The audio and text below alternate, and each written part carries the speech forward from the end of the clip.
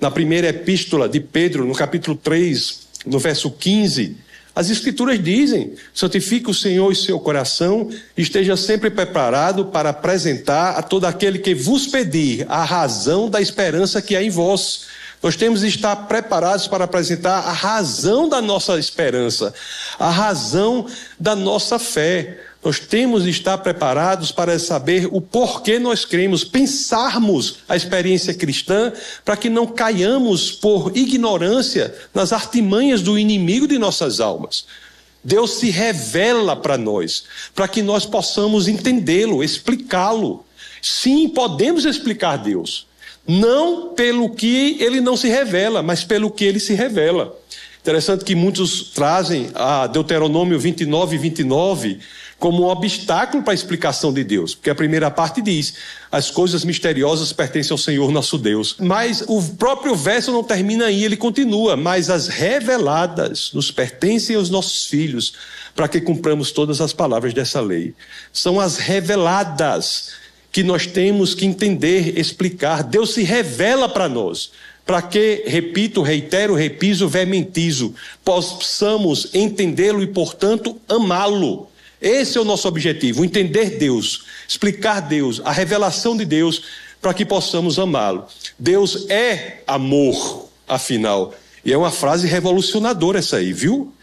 Revolucionadora. Lá na primeira epístola de João, no capítulo 4, no verso 8, e isso se repete na primeira de João 4,16, nós temos a expressão: Deus é amor.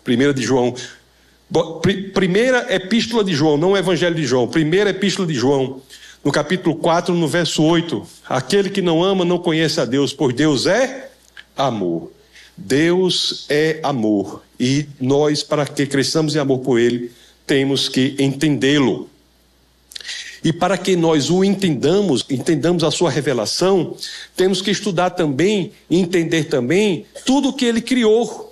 Não apenas as Escrituras. As Escrituras são, sim, a revelação principal de Deus. Todos nós sabemos isso, né? Não preciso nem falar sobre elas, já vim aqui muitas vezes falar sobre as Escrituras. Os 66 livros, como vocês sabem, 39 do Antigo Testamento, 27 do Novo, escritos por cerca de 40 autores, 31 dos quais escreveram os 39 do Antigo Testamento, 9 dos quais escreveram os 27 do Novo, num período de 1500. E é impressionante. Eu mesmo escrevo meu livro sozinho, cheio de contradição, tem que ajeitar. A editora aqui do pastor fica revisando. Agora aqui você não tem uma só contradição. Esta é a revelação principal do Senhor. Aqui é a verdade, mas há outra revelação. Há outra revelação de Deus, que inclusive o apóstolo Paulo, na carta à igreja em Roma, na carta aos Romanos, no capítulo 1, no verso 20, faz menção. Romanos 1, 20 diz o quê? Olha o que as Escrituras dizem: porque os atributos invisíveis de Deus, o seu eterno poder, a sua própria divindade, os atributos invisíveis, o seu eterno poder, a sua própria divindade, são, desde o princípio do mundo, são percebidos por meio das coisas que foram criadas. As coisas criadas são também revelação do Senhor. Não apenas as Escrituras, mas as coisas criadas. Então nós temos que entender o que é isso. Quais são as coisas criadas? O universo e tudo que existe. A sociedade é uma coisa criada. Os elementos, as construções sociais, as ideologias, tudo que existe é uma criação, e nós temos que entender isso, nos debruçar sobre isso, buscar a verdade, para que nós nos protejamos. A verdade para nós é caríssima, amados irmãos. Você veja que a civilização grega, por séculos, se debruçava sobre o conceito de verdade, que em grego é aletheia. Por séculos se debruçava sobre o conceito de verdade. E uma das biografias de Jesus de Nazaré, na Bíblia tem 4 biografias de Jesus, Mateus, Marcos, Lucas e João, mas em uma de suas biografias, aquela que é escrita numa mentalidade grega, que é escrita por João, ele registra uma frase de Jesus falando sobre si mesmo, descrevendo a si próprio. E essa frase é impressionante. Isso está em João no capítulo 14, no verso 6. Quando Jesus de Nazaré diz: eu sou o caminho, a verdade e a vida. Ninguém vem ao Pai senão por mim. Não é? Diz: ninguém vem ao Pai, não diz ninguém vai ao Pai, porque ele e o Pai são um. Mas o impressionante aqui é que ele diz: eu sou a verdade. E se nós formos ler isso em grego, vocês sabem que o Novo Testamento é escrito em grego, o Antigo Testamento é escrito em hebraico, com algumas partes em aramaico. Mas se nós formos ler isso em grego, a palavra que é traduzida por verdade é exatamente a palavra que a civilização grega estudava, se debruçava sobre, que é aletheia.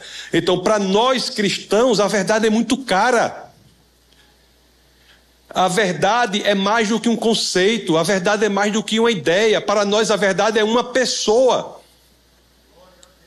Relativizar a verdade é relativizar o nosso Senhor e Salvador. Relativizar a verdade é relativizar Cristo. E na relativização da verdade, todas essas ideologias perversas têm entrado no ambiente cristão. Relativizações incríveis da verdade, como por exemplo a ideia de que um homem pode ser uma mulher. Isso é uma relativização perversa. O homem não pode ser uma mulher. Não é porque eu não queira, não. O homem não pode ser uma mulher, não é porque eu não queira. É porque existe um impeditivo chamado realidade. No máximo, um homem consegue ser um homem efeminado, e uma mulher consegue ser uma mulher masculinizada, mas um homem não pode ser uma mulher. E a gente tem que entender que trazer isso para o ambiente da igreja, trazer isso para a família, é, na realidade, relativizar o próprio Cristo. Não é apenas abrir mão da sanidade mental, mas é entregar a própria alma.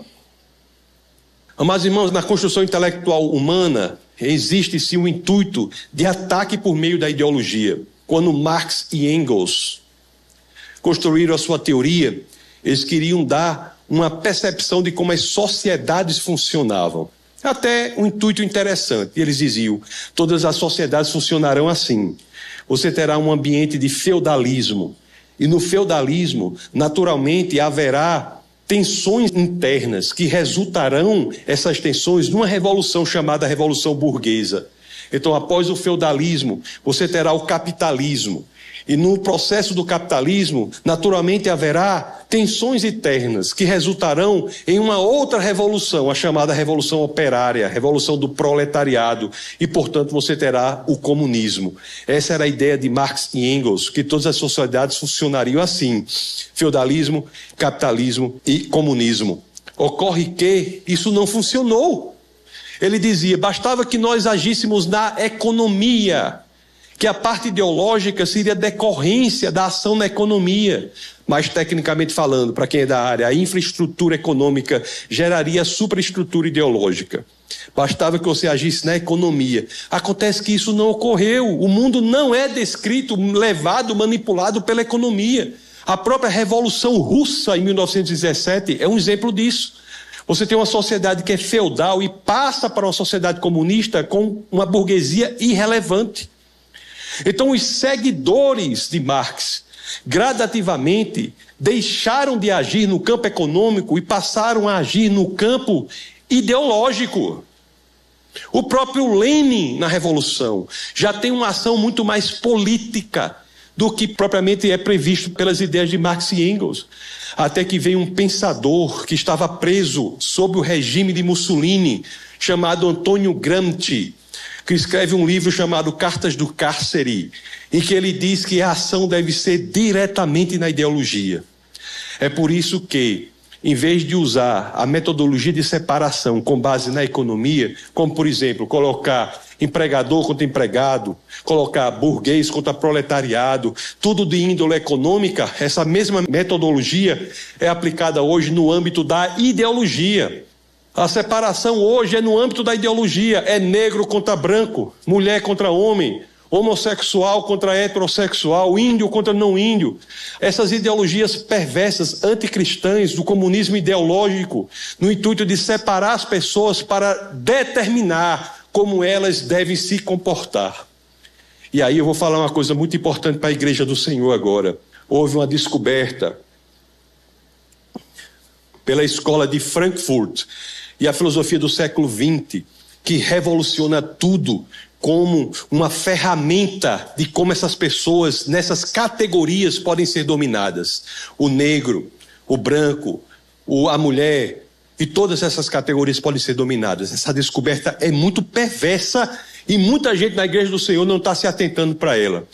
Em várias áreas da escola de Frankfurt, inclusive tem um livro escrito por um dos maiores pensadores do século XX, chamado Ludwig Wittgenstein, que escreveu um livro chamado Tratados Lógico-Filosóficos, que na proposição 7 desse livro, ele diz algo que parece simples, mas é tão poderoso como uma bomba atômica. Ele diz assim: sobre aquilo que não se pode falar, deve se calar. Wovon man nicht sprechen kann, darüber muss man schweigen. Sobre o que não se pode falar, deve se calar. O seu pensamento está circunscrito à sua linguagem. A sua linguagem determina a sua capacidade de pensamento. Se eu quiser dominar como você pensa, basta que eu domine como você fala. E, portanto, se eu domino como você pensa, eu dominarei como você age. O caminho para colocar as pessoas nessas categorias passou a ser o intuito do comunismo ideológico de dominar a linguagem por completo. E nós não estamos nos atentando para isso, amados irmãos. Existem ataques ferozes à linguagem hoje em dia, e nós, mesmo na família, abrimos mão da autonomia linguística, passamos a aceitar o uso de linguagem que não é a corriqueira. Eu representei o Brasil na CPLP, Comunidade dos Países de Língua Portuguesa. Quando você chega lá, um bocado de países que recebem financiamento, recebiam no governo comunista e voltaram a receber agora, financiamento do Brasil, loucos pelas essas reformas infindáveis da língua portuguesa. Por que isso? Vocês já pensaram para que tanta reforma? Tira o trema, tira o hífen. Para que isso? Por quê? Essa loucura. Tenho muita saudade do trema. Eu tenho até dito que eu quis fazer até na universidade, pastor, uma passeata pela volta do trema. E só fui eu. Só fui eu. Por quê? Vocês já pensaram? Isso é um ataque à linguagem. Para que os filhos hoje abram um livro da tradição e vejam um português diferente e automaticamente pensem: se o português é antigo, esse livro é obsoleto. Temos que pensar. Não só isso. A linguagem hoje está sendo afetada, inclusive nas crianças. Amados irmãos, as escolas bíblicas dominicais apareceram, pastor, como um intuito de ensinar as pessoas a lerem. E eu vou dizer ao senhor, vão ter de voltar a fazer a mesma coisa. As EBDs vão ter de voltar a ensinar as pessoas a lerem, porque inventamos hoje a impressionante instituição da escola que não serve para ensinar ninguém a ler. Se vocês têm menino pequeno, pode prestar atenção. O menino faz 8, 9, 10 anos de idade e não sabe ler. 11 anos de idade e não sabe ler. E os pais desesperados, em vez de botar a culpa, entender que isso faz parte de um método perverso de acabar a linguagem na criança e, portanto, a sua capacidade cognoscitiva, em vez de botar a culpa num método que não funciona, os pais estão o quê? Inclusive em muitas igrejas, desesperados por um diagnóstico. Para essa equação fechar, o pai, em vez de entender que a metodologia não presta, quer, para tratar a própria culpa, dizer que o filho tem o quê? Dislalia, disortografia, descalculia, dislexia, TDAH, até chega à absurdidade de esticar os limites do autismo. Todo mundo é autista?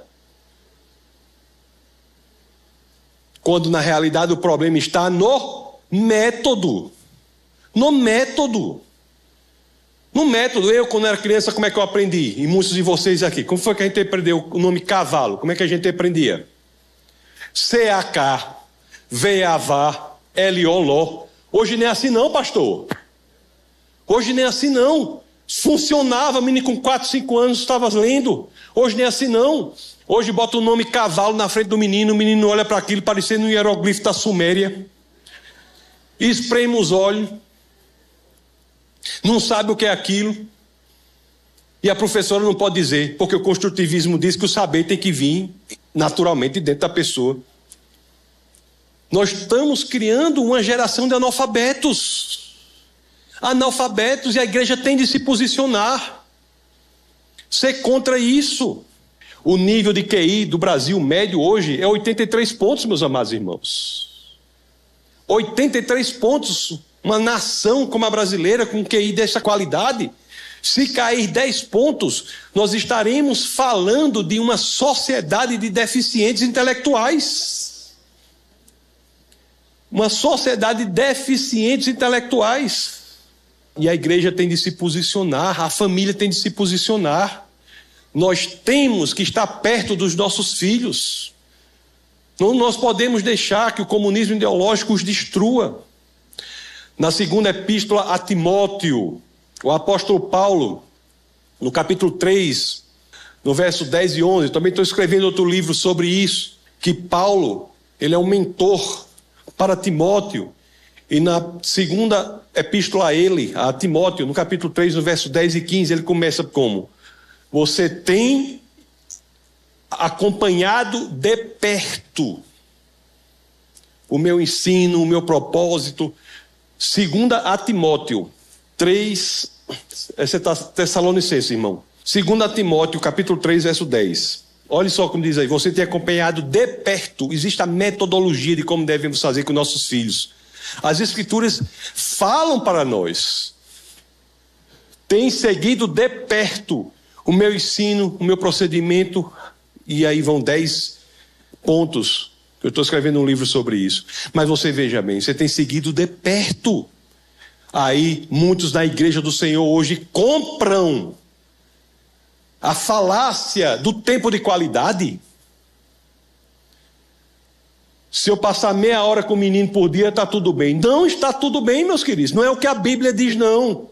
A Bíblia diz, se você quer influenciar seu filho, você tem de estar perto. É isso que a Bíblia diz. Você tem de estar perto. E nós não nos posicionamos. Muitas vezes abrimos mão até para ideologias perversas, como essas ideologias que tentam separar as pessoas que eu estava falando. Negrismo é uma delas. As igrejas recebendo essa proposta do inimigo de nossas almas, que há racismo estrutural no Brasil, quando não há de forma alguma. Pode haver pessoas racistas, como há estupradores, pedófilos, assassinos, pode haver racista, mas racismo estrutural não há, e muito menos na igreja. E as pessoas, às vezes, comprando isso, destruindo a vida de pessoas. Para todo lugar que eu vou no Brasil, independentemente de qual estado seja, eu olho assim, o auditório é a mesma coisa, várias cores. Isso é a nossa beleza, nós somos um povo mestiço. A mestiçagem é um tratado de paz em relação à tensão racial. E o comunismo ideológico não deixa que nós falemos sobre isso. Hoje em dia não se fala de mestiçagem. Criminalizam, inclusive, palavras que são palavras, termos técnicos da mestiçagem, como cafuzo, mameluco, mulato. Você chama uma pessoa de mulata, é como se fosse agredi-la, quando na realidade isso é um termo técnico da mestiçagem. Como é que pode ser uma agressão isso? É claro, é porque uma ideologia querem dizer que a mestiçagem não deve ser promovida. Porque se somos um povo mestiço, como é que podemos ser racistas se os racistas não se miscigenam? Se somos mestiços, isso é uma prova empírica, clara, direta, que nós não somos estruturalmente racistas. E as pessoas não pensam. Amados irmãos, quem era o presidente do Brasil em 1910? Nilo Peçanha. Um negro. Quase um século antes de Obama. Quem é o patrono da literatura nacional, meus queridos? Machado de Assis, considerado um negro. Pelé é chamado como? Rei. É verdade que no Brasil a monarquia é dividida, né? Tem Roberto Carlos, que é o mestiço, né? Mas Rei Pelé, até no catolicismo, Maria, pastor, a pessoa de Maria não era negra, não é verdade? E tem representação no catolicismo de Maria, tem Maria disso, daquilo, não sei o quê. Para ser padroeira do Brasil, escolheram quem? A negra. Como é que nós somos um povo racista? E na igreja, a igreja tem que se portar, se colocar contra essa absurdidade que destrói as pessoas, separa as pessoas para dominá-las, dizendo como elas devem falar, pensar e agir. A igreja sempre se posicionou. O apóstolo Paulo, amados irmãos, no momento, pastor, em que 75% da população de Atenas eram de escravos, 75% eram de escravos, e cada 4 pessoas, 3 eram escravos em Atenas. Aliás, de cada 2 pessoas em Roma, 1 era escrava. 50% da população de Roma eram de escravos. O apóstolo Paulo diz o quê? Na carta aos Gálatas, no capítulo 3, no verso 28. Não há homem nem mulher, judeu nem gentil, escravo nem livre, todos são um em Cristo Jesus. Nós temos que nos posicionar. A igreja sempre foi contra as ideologias destrutivas. Aí passam com loucuras, como se a escravidão fosse em razão da pele, da cor da pele. A escravidão nunca foi em razão da pele, meus irmãos. Os próprios judeus foram escravizados, vocês sabem, por 400 anos. O nome escravo vem de que nome, vocês sabem? Eslavo. Os primeiros escravos nos Estados Unidos eram brancos. A escravidão é uma chaga perversa da população, da humanidade, desde sempre houve. Mas não tem a ver com a cor da pele. E a gente fica aceitando essas coisas. Fica aceitando. Todo mundo escravizou todo mundo, infelizmente, mas essa é a história. Brancos escravizaram brancos, negros escravizaram negros, como fazem até hoje. Como brancos escravizam brancos até hoje, brancos escravizaram negros, não tem a ver com a cor da pele. Os portugueses mesmo, que se enveredaram na escravidão africana, foram eles mesmos escravizados pelos piratas da Berbéria, negros do norte da África, do século XV ao XVIII. É história. E nós deixamos que isso venha nos dividir enquanto igreja do Senhor, enquanto a igreja prega a unidade. As Assembleias de Deus, desde sempre, pastor, com mentores da mais alta estirpe, negros. Toda igreja, nós somos mestiços. E nós deixamos que o negrismo trate os negros como se fosse a comunidade de insetos. Se você é negro aqui, vai ter um pensamento independente para ver se o negrismo não vai contra você. Eu estava assistindo a um podcast. E tinham lá, eu só prestei atenção na cor deles depois que eu vi esse episódio. 2 negros e um branco. E o negro diz uma coisa lá, contra a qual o outro negro diz assim: ei, rapaz, isso não é opinião de pretão, não. Oxi! Como se houvesse opinião de preto, de branco, de azul, de verde. O que quer dizer a cor da pele? Nada. Então eles querem dominar. O negro não gosta do negrismo, quem gosta do negrismo é o negrista. A mulher não gosta do feminismo, quem gosta do feminismo é a feminista. Porque o feminismo quer controlar, dominar, escravizar, dizendo como você deve falar, pensar e agir. E as pessoas não entendem isso. Sendo dominadas, escravizadas, como se fosse uma comunidade de insetos. Pela pessoa ser surda, todas têm que ser iguais? Pela pessoa ser negra, todas têm que pensar da mesma forma? Por ser mulher, todos têm que pensar da mesma forma? Não! Nós somos independentes, indivíduos. A redenção no cristianismo é individual. Individual. A transformação genuína que Cristo propõe é de dentro para fora, não é uma imposição de fora para dentro, não. De dentro para fora. O rei Josias, que era um bom rei, assumiu o trono com 8 anos de idade, um bom rei. Ele, quando se deparou com as escrituras, ele em arrependimento rasga as próprias roupas diante daquilo. E ele quis implementar as escrituras como uma lei civil. Funcionou? Não. Funcionou não. Por quê? O filho dele, quando se deparou com as escrituras, em vez de rasgar as próprias roupas, rasgou foram as escrituras. Porque a genuína transformação que Deus promove é de dentro para fora. Não nos deixemos ser escravizados, amados irmãos. Cuidemos dos nossos filhos. Não abramos mão da nossa autonomia linguística. Não deixemos que outros mandem nas palavras que nós temos que usar. A sigla LGBT, desse movimento político LGBTista. O IBGE diz que tem 1,7% de homossexuais no Brasil. 1,7% de homossexuais no Brasil. O LGBTismo é um movimento político. O LGBT, depois vem uma letra lá chamada Q. Essa Q representa o quê? Vocês sabem? Queer. O que quer dizer queer? Vocês sabem? Ninguém sabe. Sabe por que não sabe? Porque é uma palavra que tem por intuito não ter significado, pastor.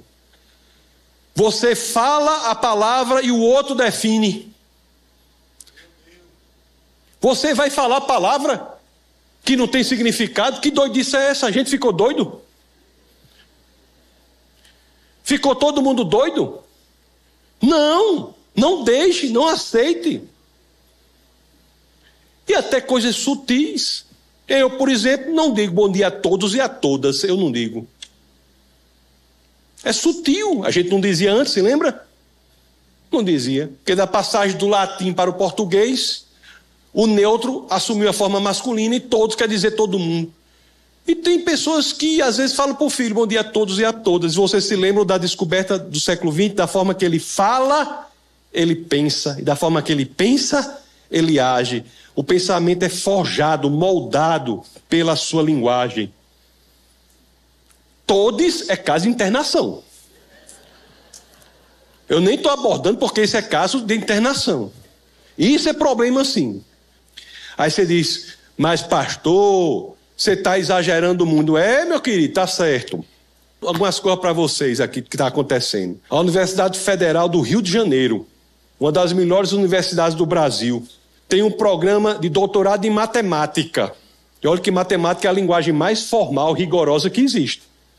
E as linhas de pesquisa desse programa de matemática da UFRJ, sabe quais são? A primeira se chama Mathematics Queer. A segunda se chama Afromatemática. Meu querido, independentemente da sua opção sexual, o nome é opção sexual, 2 mais 2 serão 4. Independentemente da cor da sua pele, 2 mais 2 serão 4. E para que o doutorado em matemática queer? Eu fui ler a descrição da linha de pesquisa. Para treinar professores do ensino fundamental e médio a tratarem questões de gênero e de raça no ensino da matemática. Matemática. Imagine se eu for falar aqui de sociologia, filosofia, história e geografia. Imagine. Hoje em dia as escolas estão querendo fazer, pastor, a gestão socioemocional da criança. Socioemocional da criança. A escola é gerida pelo Estado, né? Porque o comunismo detesta escola confessional, detesta a escola cívico-militar e detesta a homeschooling, educação domiciliar. Porque essas são mais independentes.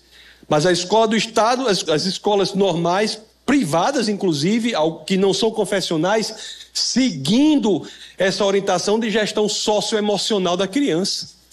Socioemocional. Veja se seus netos, seus filhos não estão com essas disciplinas de inteligência de vida, projeto de vida, laboratório de inteligência de vida, essas coisas. É a escola que vai gerir a emoção do seu filho? É isso mesmo que você quer? É isso mesmo que você quer? Que o professor comunista vai dizer para o seu filho o que é certo e o que é errado? Quem tem que dizer o que é certo, o que é errado, o que é bom, o que é ruim? É a família, rapaz. Não é a escola, não.